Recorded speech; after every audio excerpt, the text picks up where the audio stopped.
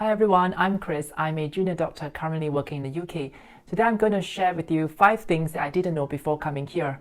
Hopefully this will shed some light into life in the UK and also give you some perspective for those of you who are planning to move here. So a little bit of information about me. I've been living in the UK for the past 7 years. I studied in Aberdeen initially and then went down to England for my training before coming back to Scotland for further medical training.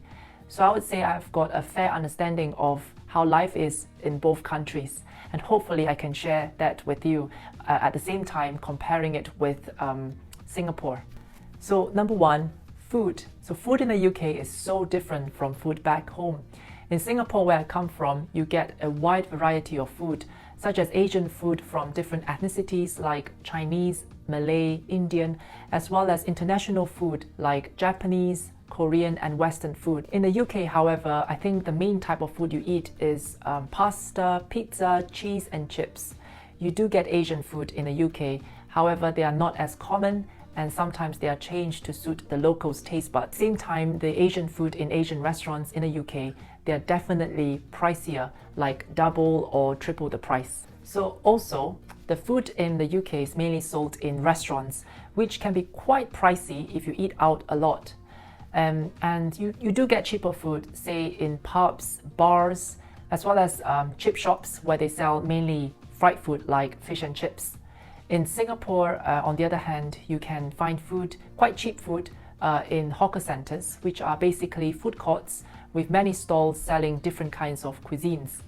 I remembered when I was in Singapore, I tend to eat out pretty much all the time.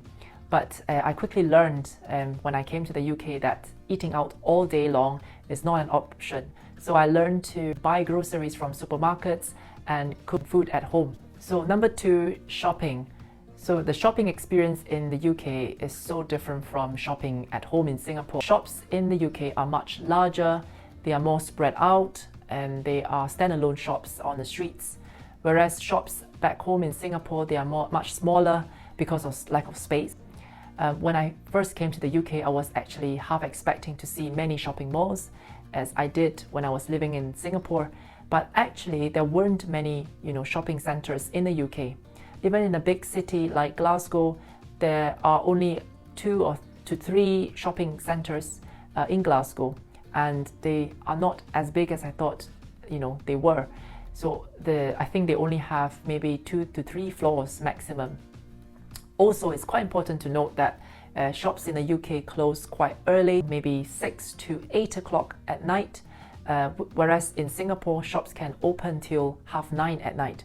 So definitely, it was a culture shock when I first came to the UK, because I was half expecting, to go to the shops to buy stuff when in fact they were actually closing. So another thing that I didn't know about the UK is the accents.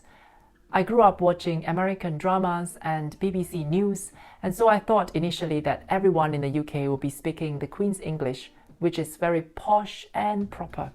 However, I cannot be any more wrong than this.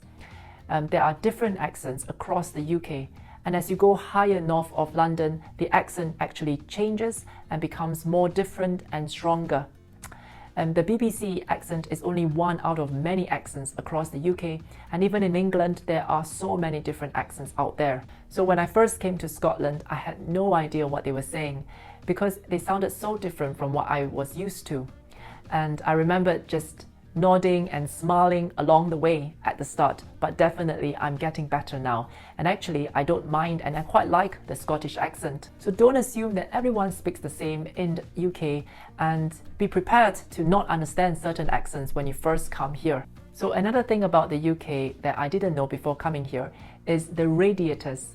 It is so important, trust me, to know how to operate a radiator.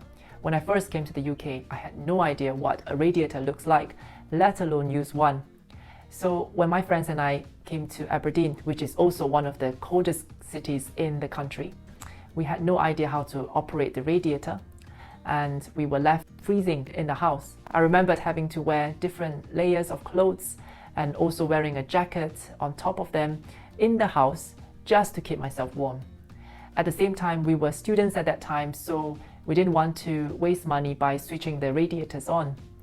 It got so cold that the floor cracked and the landlord had to tell us off.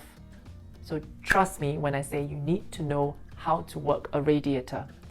And also a tip for people who are living in a tropical island like myself, going to UK, remember to get a place with double insulation and gas central heating, because trust me, it will save your life. It is much cheaper to run with gas central heating than with electricity in the UK. So the last thing I'm going to talk about is, of course, the weather. So in Singapore, there is only one season, and that is summer all year round. Actually, there is now two seasons, which is summer and the haze season. From the smoke from Indonesia to Singapore. I remember being so excited to finally get to experience winter for the first time in the UK. The 4 seasons is definitely an interesting experience, but I think after a few years of going through winter, I much prefer summertime in the UK. So summertime in the UK has the best weather, so it's sunny blue skies, right temperature setting, not too cold, not too hot. You can go out to the sun without feeling hot and humid like in Singapore. However, winter is too cold for me, and you just can't really do anything active in winter. Everything, your whole body just shuts down, and I feel like a sloth in winter. So there you have it, the 5 things I wish I knew before coming to the UK. I hope you enjoyed this video, and if you want similar content in the future, be sure to hit the like, comment or subscribe. See you next time.